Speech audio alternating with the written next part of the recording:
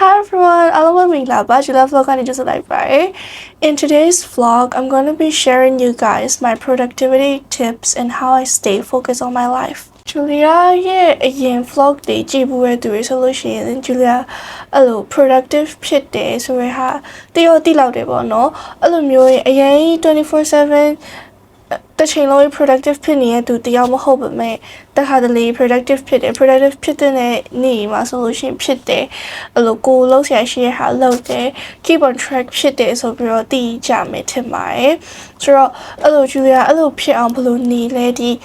အပေါင်းအသင်းနဲ့လည်းအပြင်ဒီပိုင်းသွားတယ်ဒါပေမဲ့တစ်ဖက်မှာလည်းကိုတော့လည်း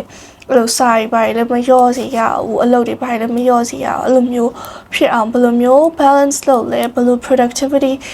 တွေလုပ်လဲဆိုရဟာ sharing လုပ်ပေးတော့ပါမယ်ဆိုတော့တီဗီသားဖြစ်မလားတော့မသိပေမဲ့ Julia အရင်အပြင်းကြီးရဲ့ထဲမှာပါတယ်ပေါ့နော်အပြင်းကြီးရဲ့ဆိုတာအဲ့လိုအမြဲစလုပ်ဖို့လို့ပြင်းတယ်ပြီးသွားလို့ရှိရင်အရင်အိမ်မက်တွေက Julia ကအစားနဲ့အိတ်ဆိုလို့ရှိရင်အိတ်ကိုအိတ်အရင်မတဲ့ထဲမှာပါတယ်အိတ်နေရပြီကွာတခြားဟာဘာမှမလုပ်ချင်ဘူးအဲ့လိုမျိုးတွေမှာပါပြီးအိတ်မဝါရတော်တော်များများအချိန်ဒီမှာအိတ်မဝါရအိတ်ငိုင်နေရများရပေါ့နော်ဆိုတော့အဲ့လိုမျိုးဖြစ်တဲ့သူကနေပြီးတော့အဲ့လိုဘယ်လို productive ဖြစ်အောင်လုပ်လဲဆိုတဲ့ဟာကိုပြင်ပြီးတော့ share လုပ်ပေးရပဲဖြစ်ပါတယ်ပထမအဆုံးတစ်ချက်ကကျတော့ set clear goalsအရင်ဆုံးကိုပါဖြစ်ချင်လဲကိုပါလုပ်ချင်လဲဆိုတဲ့ဟာကိုတတိချာချာလေး clear ဖြစ်တဲ့ goals တွေချတဲ့နေ goals ဆိုတာတော့အဲ့လိုအများကြီးရှိရကွာနေ့ရှိသွားမလားလာအများကြီးသွားမလားတလားချင်း goals ရှိရအဲ့လိုမျိုး Julia ကျတော့တရက်စာပဲလောက်တာအများကြီးတရက်စာနဲ့တစ်ပတ်စာပေါ့နော် Julia စီမှာplanner နှစ်အုပ်ရှိရတစ်အုပ်ကကျတော့သူ weekly planner ပုံစံမျိုးတစ်ခုကကျတော့ daily to do list လုပ်ဖို့လို့ကweekly planner မှာကကျတော့ Julia ရှိရ deadlines တွေတော့စီရလိုပဲ events တွေအဲ့လိုမျိုးအရေးကြီးတဲ့ဟာတွေပေါ့နော်အဲ့လိုမျိုးမှတ်ထားတယ်အဲ့ weekly ဟာကိုကြည့်ပြီးတော့မှ Julia ကဒီနေ့ငါပါလုပ်မယ်အဲ့ week အတွက်မှီဖို့လို့ငါဒီနေ့ခေတ်ကပါလုပ်မယ်ဆိုတဲ့ဟာမျိုးကြိုပြီးတော့ practice လုပ်တယ်ပေါ့နော်ကြိုပြီးတော့ plan လုပ်ပါတယ်ကိုကဘာလုပ်ရှာလို့လဲကိုလိုအပ်တဲ့ဟာလုပ်ရှာလို့ရတဲ့ဟာကိုပြီးမြောက်လုပ်ရမယ့်ဟာအတွက် goals တွေတိကျချထားဖို့လိုပါတယ်အဲအကြောင်းမို့လို့ပထမဆုံးတစ်ချက်က set clear goals ပါ second step ကကျတော့ use time blocking ကိုကတစ်ချိန်လုံးကြီးအလုပ်လုပ်နေဖို့တမမဟုတ်တစ်ချိန်လုံးနားနေဖို့အဲ့နှစ်ခုလုံးမဖြစ်နိုင်ဘူးကွာဆိုတော့အလုံးလုံးမယ်ဆိုလို့ရှိရင်လေကိုကလှုပ်တဲ့ဟာကိုဘယ်ချိန်ကနေဘယ်ချိန်တွင်ပြီးအောင်လုပ်မယ်ဆိုပြီးတော့ time အချိန်တစ်ခုအပိုင်းခြားတစ်ခုသတ်မှတ်ပြီးလုပ်လိုက်တာပို့ပြီးတော့မြင်နေပေါ့နော်ဥပမာစာလုပ်တယ်ဆိုလို့ရှိရင်လေဒီ chapter တစ်ခုကိုတစ်နာရီနဲ့ပြအောင်လုပ်မယ် chapter အဲ့ဆိုလို့ရှိရင် chapter 5ခုဆိုရင်9နာရီနဲ့ပြီးသွားမယ်ကွာနောက်ပြီးထားပါတော့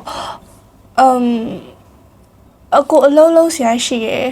ဥပမာ Julia ဆို video editing လုပ်ဆရာရှိရယ်ဆိုလို့ရှိရင်အဲ့ editing ကို2နာရီနဲ့ပြီးအောင်လုပ်မယ်ဆိုလို့ရှိရင်2နာရီနဲ့ပြီးအောင်လုပ်ဥပမာအချိန်သတ်မှတ်လိုက်မယ်ကွာဒီနေ့ညနေ6နာရီမတိုင်ရင်ဒီဟာပြီးရမယ်ဆိုလို့ရှိရင်အဲ့လိုမျိုး time breaking နဲ့ time slot နဲ့အဲ့လိုတေချာထားပြီးတော့လုပ်တာကအလုပ်လည်းပိုဖြစ်တယ်ကွာပြီးလို့ရှိရင်ကိုစီမှာအလုပ်ကလုပ်ဆရာများနေရဆိုလို့ရှိရင်တော့အရင် overwhelmed မဖြစ်တော့ stress မဖြစ်တော့အဲ့ဒါဘာလို့တိရလဲဆိုတော့ Julia ကိုယ်ကstress ဖြစ်လွယ်တဲ့ထဲမှာပါတယ်ဟိုနည်းနည်းလှုပ်ရှားများလာပြီဆိုတော့ရင်ကမှလှုပ်ရှားရအများကြီးပဲဆိုပြီးတော့အဲ့လိုခေါင်းပူတတ်တယ်ကွာဆိုတော့အဲ့အကြောင်းမလို့ကိုယ်ကလည်း planner ထားပြီးတော့လုပ်တယ်အဲ့ဒါမှလှုပ်ရှားရများနေတယ်ဒီလို plan နဲ့လုပ်သွားဆိုလို့ရှိရင်ဘာမှပူစရာမလိုဆိုပြီးကိုယ့်ကိုယ်လည်း remind လုပ်ပြီးသားရအောင်ပြီးရင်ဘယ်ဟာမှလည်းမလွတ်သွားစီရအောင်ပေါ့နော်အဲ့လိုမျိုး planner နဲ့လုပ်တယ်ပြီး time frame နဲ့လုပ်တယ်ဆိုလို့ရှိရင်ဥပမာဒီနေ့တစ်ရက်ထဲမှာလုပ်စရာအရင်များနေဆိုလို့ရှိရင်တော့မှဒီနေ့ငါပြီးပါမလားဆိုပြီးတော့အဲ့လို stress ဖြစ်တတ်တယ်ကွာဆိုတော့အဲ့အကြောင်းမလို့လည်းမနက်ပိုင်းဆိုဒီလိုဘာတွေလုပ်မယ်ညနေဆိုဘယ်လိုလုပ်မယ်နေ့လယ်ကိုဘယ်လိုလုပ်မယ်အချိန်နဲ့လုပ်လိုက်တော့အဲ့အချိန်တိုင်းဒါပြီးသွားမယ်ဆိုလို့ရှိရင်ငါဘာမှမဖြစ် manage လုပ်နိုင်တယ်ဆိုတော့ကိုစိတ်ကို secure ပြန်လုပ်ပေးလိုက်တဲ့ပုံစံမျိုးပေါ့နော်နောက်ထပ် number 3 ချက်ကကျတော့ Pomodoro technique က Julia အရှိရ vlog တွေမှာလည်းအများကြီးပြောဖို့ရအဲ့ဒါကကျတော့အဓိကစာလုပ်တဲ့နေရာမှာ Pomodoro သုံးဖို့လို့ပြောတာပေါ့နော်ဆိုတော့ ခုကကြတော့စာလုပ်တဲ့နေရာမှာမဟုတ်ဘဲနဲ့ကိုယ့်ရဲ့ daily life မှာလည်း promoter သုံးလို့ရတယ်။ဥပမာအလုပ်လုပ်တာပဲဖြစ်စီစာလုပ်တာပဲဖြစ်စီကိုအရေးကြီးတဲ့ဟာလုပ်နေတဲ့ဟာမှာလူတယောက်ကအရာတစ်ခုတည်းကိုအချိန်အကြာကြီးသွားလုပ်လိုက်တယ်ဆိုလို့ရှိရင်သူအုံနောက်ကအရင်မခံနိုင်ဘူးကွာအဲအကြောင်းမို့လို့25မိနစ်လုံး9မိနစ်နာ25မိနစ်လုံး9မိနစ်နာအဲ့လိုပုံစံမျိုးလည်းလုပ်လို့ရတယ်။ဒါပေမဲ့တချို့ကျတော့လည်းအဲ့9မိနစ်နားတဲ့ဟာကိုကိုယ်စိတ်ကိုမထိန်းနိုင်ပဲနဲ့9မိနစ်နားတာနေပြီးတော့အကြာကြီးနားတာဖြစ်သွားတတ်တယ်ကွာ။အဲ့လိုလူမျိုးတွေဆိုလို့ရှိရင်ကျတော့လေတနားရီလောက်10မိနစ်နားတနားရီလောက်10မိနစ်နားအဲ့လိုမျိုးကိုနဲ့ကိုက်မဲ့ suitable ဖြစ်မဲ့ time ပုံစံမျိုးနဲ့ promoter technique ကိုတုံးကြည့်ပေါ့နော်။အဓိက promoter technique ရဲ့ outline သူရဲ့အဓိက definition ကကျတော့အလုံးလဲလုံးမယ်နားလဲနားမယ်ဒါအလုံးလုံး breaks တွေနဲ့အလုံးလုံးတာကိုပြောချင်တာပေါ့နော်တခုကကျတော့ eliminate distractions ကိုအလုံးလုံးနေရစာလုံးနေဆိုလို့ရှိရင်တတိယထားမိကြမှာပါအထူးသဖြင့်ဖုန်းသုံးတာပေါ့နော်ဂျူလီယာကိုရန်ကလည်းအဲ့လိုစာလုံးနေဖုန်းသုံးနေ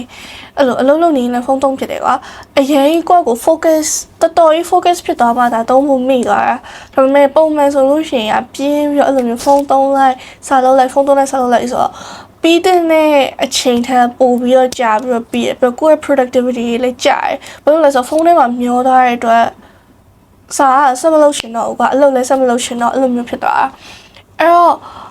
productive ဖြစ်ရှင်နေဆိုလို့ရှိရင်ကိုလှုပ်ရှားရှိတဲ့ဟာကိုသူစနစ်တကျပြီးသွားရှင်ဆိုလို့ရှိရင်ကိုနှောက်ယှက်နေတဲ့ distractions တွေကိုပိတ်ထားပါဥပမာဖုန်းကတော့လုံးဝပိတ်ထားလို့ဆက်ပိတ်ထားလို့မရဘူးကွာ3မိနစ်နေရာရှိသေးတယ်အဲ့တော့ဖုန်းဆက်မပိတ်ထားဘဲနဲ့ do not disturb mode on ထားတာအဲ့လိုမျိုး Messenger Instagram Telegram TikTok Snapchat စတဲ့ဟာတွေကို notification off ထားတာအဲ့လိုမျိုးရှိတယ်ဒါပေမဲ့ Julia ကကြာတော့ဘလို့လူထဲမှာပါလဲဆိုတော့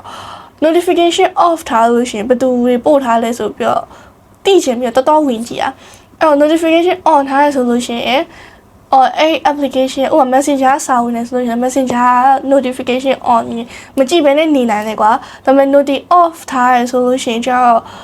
ပို့ထားမလားဆိုရင်စိတ်နဲ့တော်ပြီးတော့ဝင်ကြည့်ရှင်နေအဲ့လိုလူမျိုးတွေမှာပါတယ်ဆိုတော့ဒါတယောက်နဲ့တယောက်မတူဆိုတော့ကိုယ်စိတ်ကိုနိုင်အောင်လုပ်နိုင်မဲ့နီးနဲ့တုံးပေါ့နော်noti ပိတ်ထားခြင်းတဲ့သူဆိုရင်လည်းပိတ်ထားဖွင့်ထားခြင်းတဲ့သူဆိုလို့ရှိရင်လည်းဖုန်းမသုံးဘဲနဲ့နေနိုင်အောင်လုပ်ပေါ့နော်အဲ့ဒါကကျတော့ကိုယ့်ရဲ့နေရာကို organize ဖြစ်အောင်လုပ်တာကိုအလုံးလုံးရမယ့်နေရာစာလုံးရမယ့်နေရာကိုနေရမယ့်နေရာ organize ဖြစ်အောင်လုပ်ထားအဲ့လိုမျိုးတည်ရက်လေးကွာဟိုလုံးဝရင် crystal clean ဖြစ်နေရမျိုးမဟုတ်ရင်တော့မှတရက်လေးဖြစ်နေရဆိုလို့ရှင်ကွာအလုံးလုံးချင်စိတ်ဒီပို့ပြီးတော့ပေါ်လာကိုယ့် productivity ကပို့ပြီးတော့တက်လာတယ်ပေါ့နော်အဲ့လိုရှော့ပွားကြီးဖြစ်နေရပေးပွားပြီးတော့အဲ့လိုကိုအလုံးလုံးရမယ့်နေရာကြီးလည်းပစ္စည်းတွေနဲ့ပွားစီတက်ပြီးတော့အဲ့လိုဆိုလို့ရှင်စိတ်ကပိုရှုပ်သွားတယ်ကွာဘာလို့လဲဆိုတော့အဲ့လိုစာခက်တဲ့ဒါတမျိုးဒီပစ္စည်းတွေရှုပ်နေတာတမျိုးဆိုခေါင်းစိတ်ကပိုရှုပ်လာတဲ့ဂျူလီယာကိုရိုင်းလည်းအဲ့ထက်မှာပါတယ်ကွာအဲ့လိုရှုပ်နေမနေတော့ဘူးအဲ့တော့စိတ်ရှုပ်တာမဖြစ်အောင်တို့နေရာကိုလည်းရှင်းလင်းထားမယ်ကွာနေရာရှုပ်ရင်စိတ်ရှုပ်ဖို့လို့ပို့လွယ်တယ်အဲအကြောင်းမလို့အဲ့လိုကိုအလုပ်လုပ်ရမယ့်နေရာစားလုပ်ရမယ့်နေရာ organize ဖြစ်အောင်ထားပါအဲဆိုလို့ရှိရင် productivity ပို့ပြီးတော့တိုးလာမှာပါဒါ trick လို့ပြောရမလား start from the hardest task ကျတော့တနေ့လုပ်စရာရှိရ to do list တွေရှိရ assignment ဆိုလို့ရှိရင်လည်း deadline တွေနဲ့အများကြီးရှိရဆိုတော့အဲ့လိုချိန်မှာအခက်ဆုံးဟာကိုမလုပ်ချင်ဆုံးဟာနေပြီးစလုပ်လိုက်ဘာလို့လဲဆိုတော့အဲ့လိုလုပ်ပြီးသွားရဆိုလို့ရှိရင်နောက်ဟာရကျတော့လွယ်သွားပြီဆိုတော့ AC ပဲလုပ်လိုက်လို့ရတယ်အရင်ရှိရလွယ်တဲ့ဟာကြီးလုပ်ပြီးတော့မှနောက်ဆုံးခက်တဲ့ဟာကြီးကိုလုပ်တယ်ဆိုလို့ရှိရင်အဲ့ဟာကြီးမှာပဲအဲ့လိုမျိုးကြီးမပြီးတော့ကွာအဲ့ဒါကြီးကိုအကြာကြီးအဲ့ဒါကိုမလုပ်ချင်အချိန်ဆွဲနဲ့နောက်ဆုံး deadline ကြီးမှာအဲ့လိုထားလုပ်ဖြစ်တဲ့ဟာမျိုးတွေအဲ့ချိန်ကျမှကိုအတွက်အစကရမှာခက်ပြီးသားပါဆို deadline นี้မှာသွားလို့တော့ပိုခက်သွားတဲ့ဟာမျိုးဖြစ်တယ်အဲ့တော့ကိုလှုပ်ရှားရှိတဲ့ဟာဆိုရှင်အခက်ဆုံးကနေစလုပ်ပါ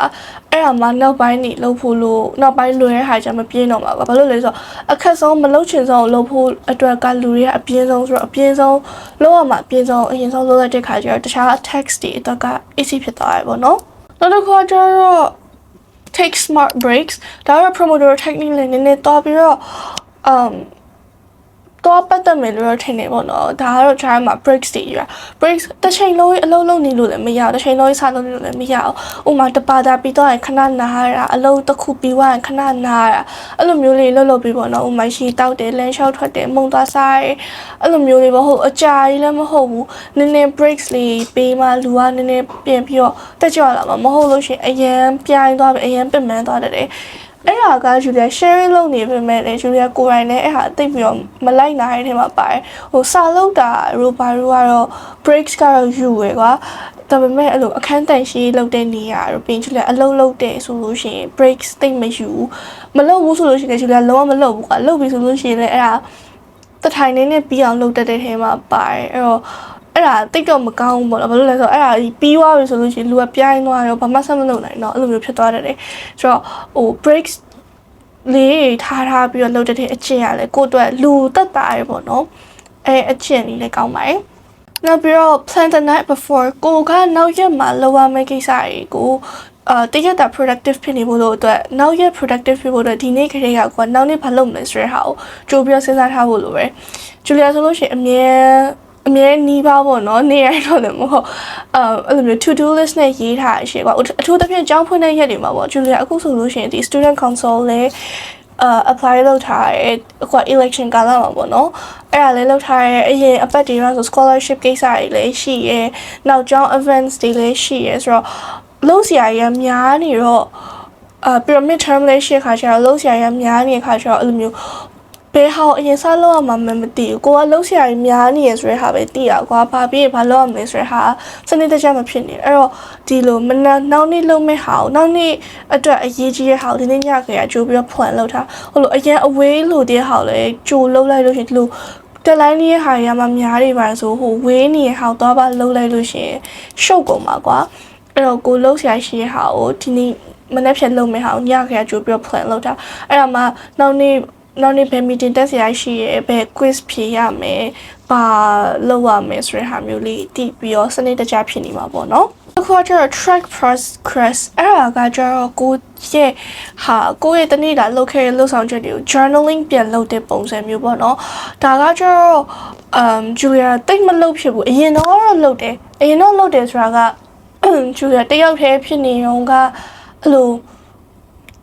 စိတ်လဲလီနေရတယ်ပေါ့မှာပေါ့အဲ့လိုပုံစံအဲ့လိုဖြစ်နေတဲ့အချိန်ဆိုရင်တော့ journaling လုပ်ဖြစ်တယ်ကွာတနေ့ကိုဘာကို grateful ဖြစ်တယ်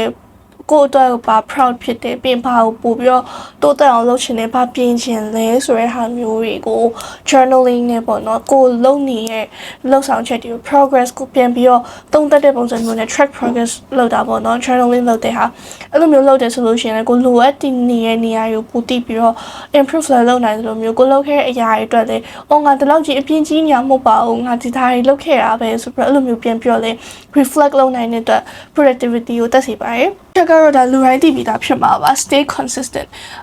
productive ဖြစ်တယ်ဆိုတာကတကယ်ထဲရင်ဖြစ်နေလို့မရဘူးပေါ့နော်ရတော့လည်းရပါတယ်ဒါပေမဲ့ကိုကတကယ်အဲ့လိုမျိုးတောက်လျှောက် productive ဖြစ်နေဆိုလို့ရှိရင်တော့အမြဲဒီလိုလုပ်နေကြအကျင့်လေးကိုရဲ့